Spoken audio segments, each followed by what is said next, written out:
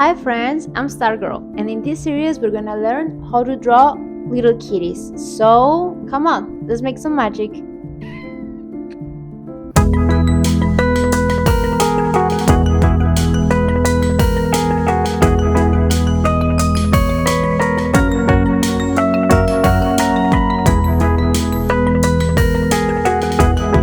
Stargirl makes magic! The first step is to take your B3 pencil and start the drawing with a circle, which is going to be the head. Then we will mark a semi-cross to select the orientation of the face of our cat. As you can see, the face will be looking down because our cat will look sleepy.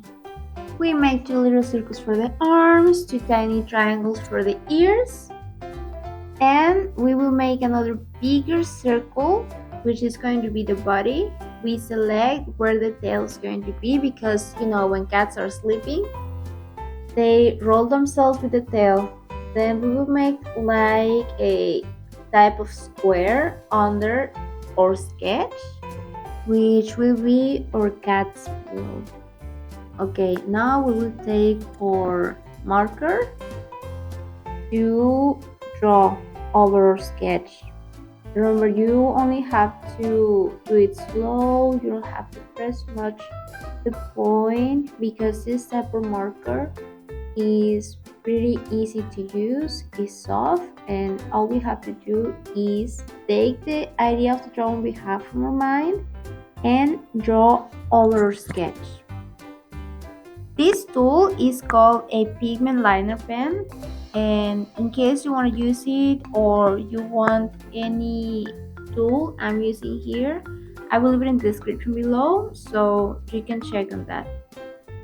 Now that we keep giving touches to our cat, remember that your lines has to be smooth and continuous, like with no interruptions, no stopping. So this way your drawing will look very well done and it's not gonna look crooked, like it's missing something here, like if you're missing a spot, like if the line is not continuous. After giving the final touches to our cat, it's time to draw its pillow.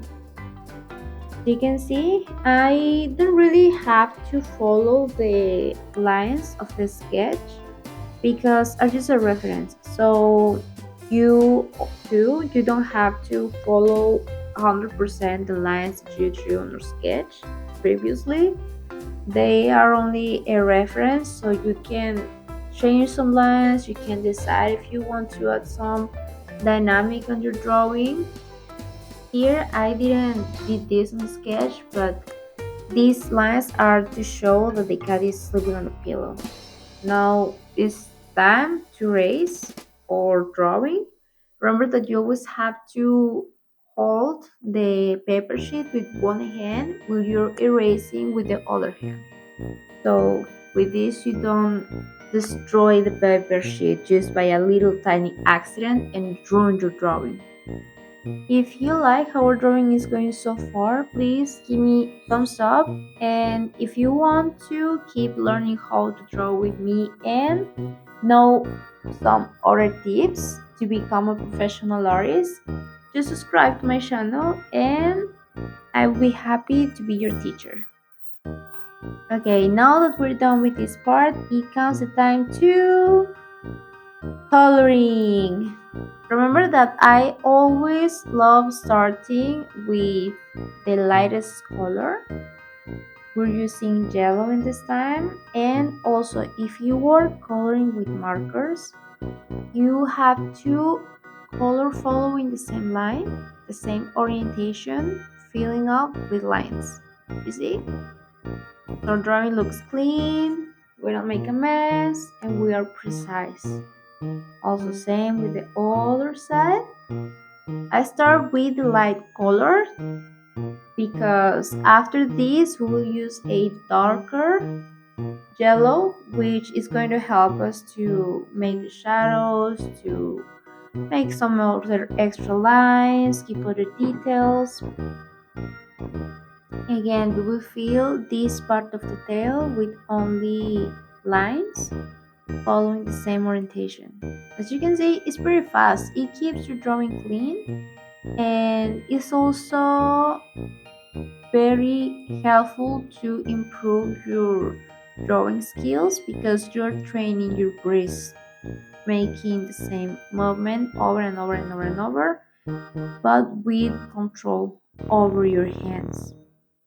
Now we keep adding some extra details. Remember, you always can change the orientation of your hand. You don't have to keep the same position to coloring or to drawing. Is is a matter of the free will and how you feel more comfortable doing the things, as long as you keep following the techniques which are going to help you. With the time, you will become an expert and you can improve your own techniques for every single kind of drawing you make.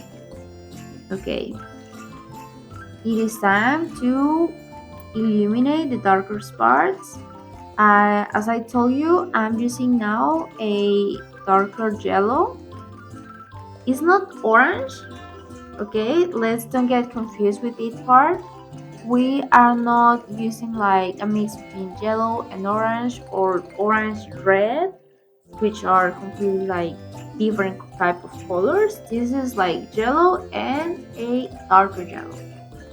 Okay, so the dynamic of the coloring, it just looks different. It is not that disruptive on our eyes, and it helps us to do details like the stripes of our kitty, like adding some shadows, because we cannot put gray on our coloring parts, like, can you imagine yellow, gray, they don't go together. The gray, we will use it on the white fur, you see, to keep give adding shadows, to add some deepness to your drawing. If you have no idea of where to add the shadows, remember that you simply can choose the areas that are having contact with each other. Let's say you made a line here, but that line is touching another area of the of a part of your drawing. In this case, the tail was touching the area of the belly, the paws were touching the area of the face, and just by following that simple rule, you cannot really fail on where you should add shadows. Also, if you are adding shadows and you have no idea, like a confusion, that you say, okay, I am adding shadows here, but these two areas are touching different areas of the drawing, so what do I have to do in this situation? Let's say now we will add some shadow to the ears, and as you can see, it's touching two areas. So where are we going to add the shadow? In the interior part of the ear. See, right there. Why? Because he's creating like a house, like a contrast on the ears, and it make it seem more natural now that we are doing it this way. Now it comes another important part. When you are coloring an area where your object or your main drawing is sitting at or is having a full contact, and that area is kind of big, it doesn't really matter if you just color it plain as if it was just one simple thing, ignoring the lines or the position or the orientation of that big thing, because you will add extra shadows.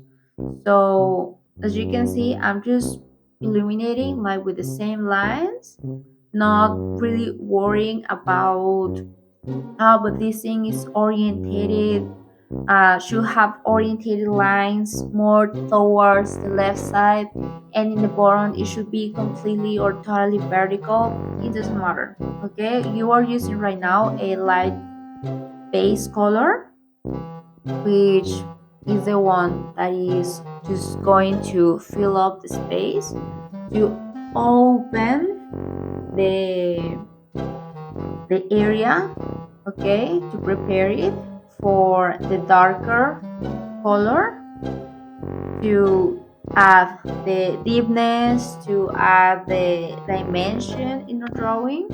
Okay, here we go.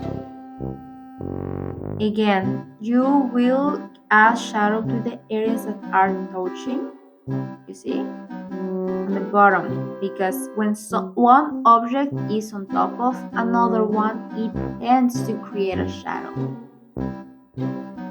you see. Again, now we will do it on the bottom of the pillow. You see, it didn't really matter that we color in a certain orientation, because now with the darker color we added the deepness, then we add an extra shadow, and it's ready. Our drawing is done. Now we have a sleepy cat that looks like a piece of sushi. Also, remember that you are an artist, and every single artist sign up their drawing. So don't forget to sign it and add the year of where you make it, so you can see your progress toward the years. So, that was pretty fun, right? If you like this video, give me a thumbs up, subscribe to this channel, and if there is anything else you would like to learn how to draw, leave it in the comments below, and we will make it happen next video.